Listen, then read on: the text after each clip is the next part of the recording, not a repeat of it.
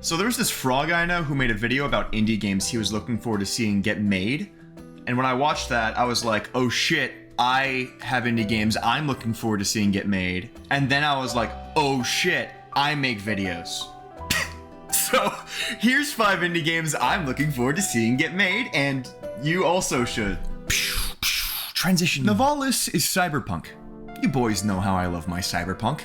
However, something I don't see talked about often is how there's a pretty stark binary between the two ways the genre is expressed. On one side, you have the action-packed story, the tales that ask the question, is it better to burn out or fade away? The stories that show that in this dystopian world you either lick boots or you break jaws. The stories of revolution and rebellion and going down in a blaze of glory.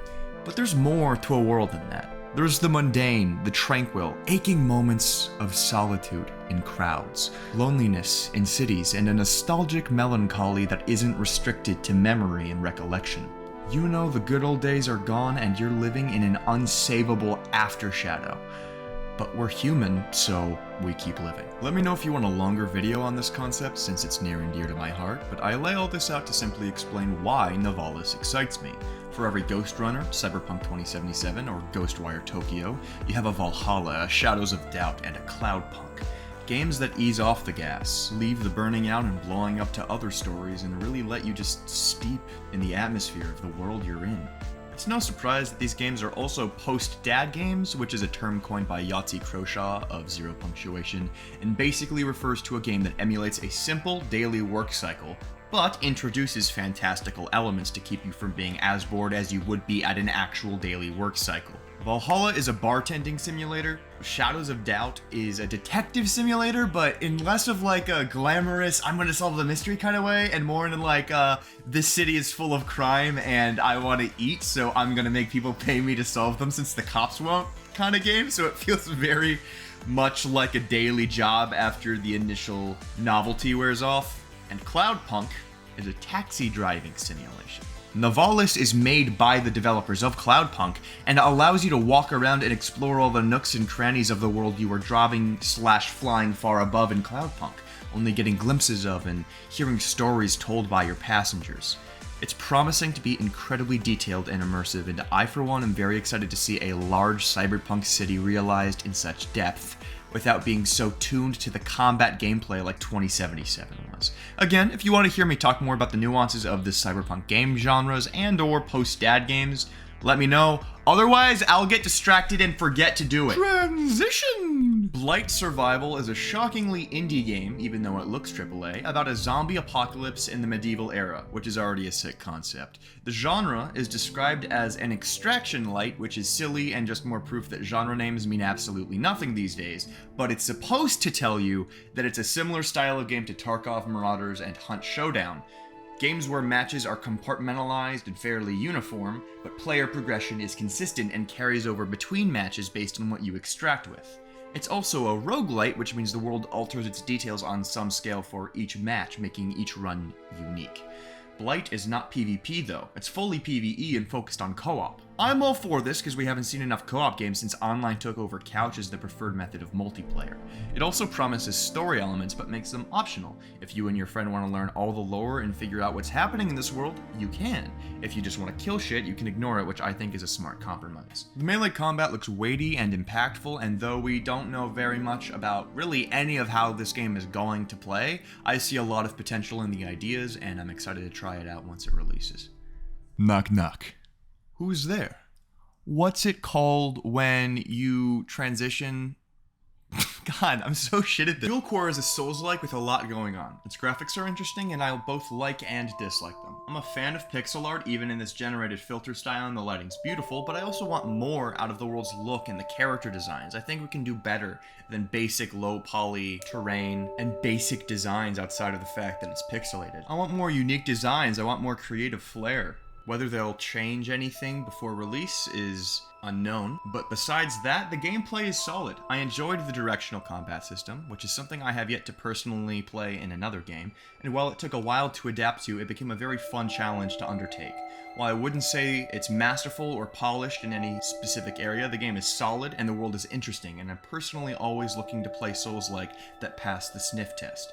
Things like Code Vein and Lords of the Fallen have disappointed me so monumentally that I've lost a lot of faith in the Souls genre unless it's being helmed by FromSoft themselves.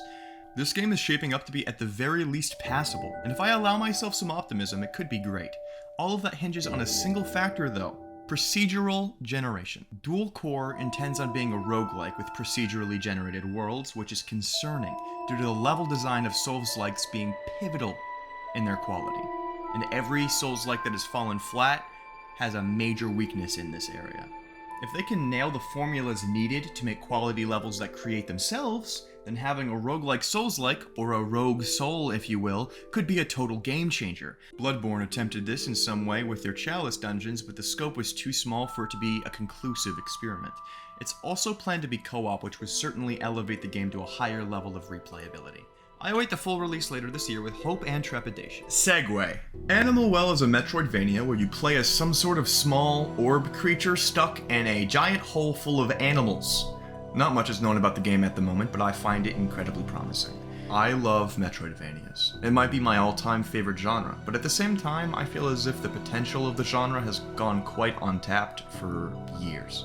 Naturally, we all know that Hollow Knight is an indescribable masterpiece, and I have no complaints with it, but I've always thought the design philosophy of a large, interconnected world that you explore bit by bit, unlocking more ways to explore that world, had a lot more potential outside of the additional trappings you often see in the genre, namely Castlevania-esque combat and boss fights. One of my all-time favorite games, You Have to Win the Game, exemplified this idea by boiling down the formula to its basest elements: explore, upgrade, explore more. There were enemies and bosses, but you didn't kill them, they were just hazards to your traversal. At the beginning of the game, you were simply walking forward and jumping over predictable Goomba-style enemies. By the end, you're performing pixel-perfect platforming and maneuvers to collect the last few coins needed to complete the game 100%. I love that game, but it's hyper-focused on platforming and exploration, which leaves out some of the other greatest strengths of the Metroidvania genre, which is a palpable atmosphere. To a certain degree, Souls games are also Metroidvanias. Think of that moment where you discovered a whole new area, and that sense of exploration watched over you. It's memorable, it's impactful, and makes you eager to explore every nook and cranny, and since you're always moving through new areas, you never get fatigue of the same environment. Animal Well is promising to deliver on precise platforming, atmosphere, art direction, and soundtrack. Listen to that trailer. Granted, we don't know an immense amount about the game, but it seems to have puzzle elements around interacting with the animals in creative ways, combat seems to be relevant with threatening creatures making appearances, and the whole thing is covered in a sense of gloom. It reminds me of Cave Story and Rain World, giving that feeling of being a very small part of a much larger ecosystem. It's being published by Big Mode, which was established by Video Game Donkey, who I trust with my life, so I'm positive that this is going to be something special. Speaking of something special, see, that's how you do a fucking segue, baby. I can do this. Root Pilot is the name of an underground indie dev who is working on a miracle fit to save the human race. Probably. The game has no name, or demo, or declared release date, but it looks like heaven to me. What genre is it? Only God knows. Some clips make it look like an immersive sim, or like a weird story-based RPG, but then you might start thinking it's a classic RPG inspired by old school Zelda, but then they hit you with some wacky, fluid, mouth-watering platforming that seems to combine all the best ideas from all the greats in the genre in the last couple of years. Wall running, bullet time, double jumps, hang gliders, grappling hooks. It's got fucking surfboards and shit. You can ride those Snap 2 pipelines like Sonic the Hedgehog and Ratchet and Clank, but it's not over. Pow! There's guns? Is there puzzle elements? Who knows? The animation is minimalist, but stylized. It's so squash and stretch.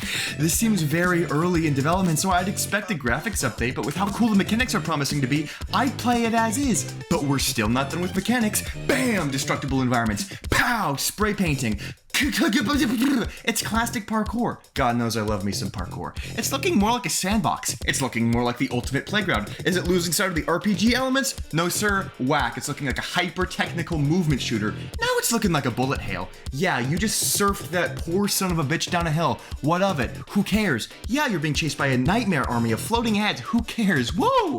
Arena mode, why not? This segment is kind of schizophrenic because I know nothing about the game, and also I already love it, so this has kind of just been me dick riding, but who cares? You can keep up with the dev on Twitter or TikTok, or just wait for me to play it whenever it comes out, because I haven't been this excited about a title since my standards were way lower and I was significantly more stupid. It just looks fun, man! Anyway, that's my 5. See ya.